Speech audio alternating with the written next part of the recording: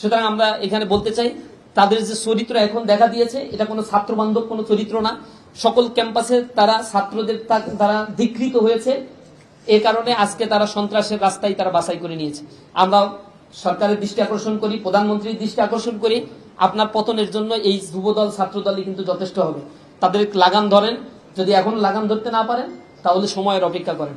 নির্ভরযোগ্য জাতীয় সংবাদ মাধ্যমে প্রকাশিত সর্বশেষ অপরাধনামা পর্যালোচনা করলে দেখা যায় কেবল বিগত জুলাই মাসেই দেশ জুড়ে খুন, ধর্ষণ, দখলবাজি, টেন্ডারবাজি সহ এই দলের অন্তত ৩০০টি প্রকাশ্য সন্ত্রাসী অপরাধের চিত্র উঠে এসেছে।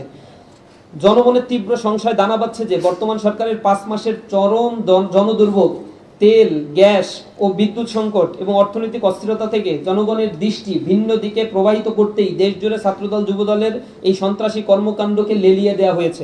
আমাদের সুস্পষ্ট দাবিসমূহ: জগন্নাথ বিশ্ববিদ্যালয়, ঢাকা কলেজ এবং আলিয়া মাদ্রাসায় ঘটিত যে সন্ত্রাসী হামলা হয়েছে, এই হামলার সাথে যারা জড়িত তাদেরকে অতি দ্রুত বিচার এবং বহিষ্কার করতে হবে।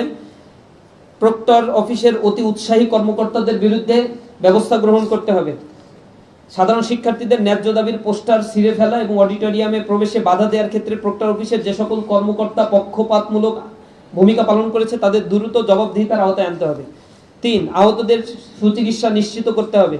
তালাবদ্ধ হল মুক্ত করে সাধারণ শিক্ষার্থীদের মেধার ভিত্তিতে হল বন্টন করতে হবে।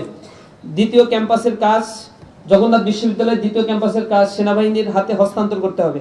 আজকের এই সংকটময় মুহূর্তে আমরা দেশের সকল শিক্ষার্থী ও সাধারণ ছাত্র সংগঠনগুলোকে ঐক্যবদ্ধ হওয়ার আহ্বান জানাচ্ছি। এই বর্বরোচিত হামলার অবিলম্বে সুষ্ঠু বিচার না হলে দেশের গণতান্ত্রিক অগ্রযাত্রা চরমভাবে বাধার মুখে পড়বে এবং শিক্ষাঙ্গন সহ দেশ জুড়ে এক গভীর অস্থিতিশীলতা তৈরি হবে, যার সম্পূর্ণ দায় এই বর্তমান সরকারকেই বহন করতে হবে। আমরা আজকের সারাদিনে এই বর্বরোচিত হামলার প্রতিবাদে আগামীকাল সকাল ৯টায় শহীদ মিনার থেকে রাজু ভাস্কর্য পর্যন্ত ছাত্র গণজামায়াত আমরা পালন করব এবং এই গণজামায়াত থেকে শিক্ষার্থীদের পক্ষ থেকে, ইসলামী ছাত্র শিবিরের পক্ষ থেকে সরকারের প্রতি আজকের এই ন্যাক্কারজনক হামলার বিচারের দাবি জানাবো এবং সামগ্রিকভাবে এই জাতীয় হামলাগুলোর পুনরাবৃত্তি যেন না হয় এই ব্যাপারে সরকারের প্রতি দৃষ্টি আকর্ষণ করছি। কারণ আপনার ক্ষমতার মসনদ খুবই পিচ্ছিল, ক্যাম্পাসগুলোকে যদি আপনি অস্থিতিশীল করেন আপনার ওই মসনদও খুব বেশি দিন টিকে থাকা আপনার জন্য সম্ভব হবে না।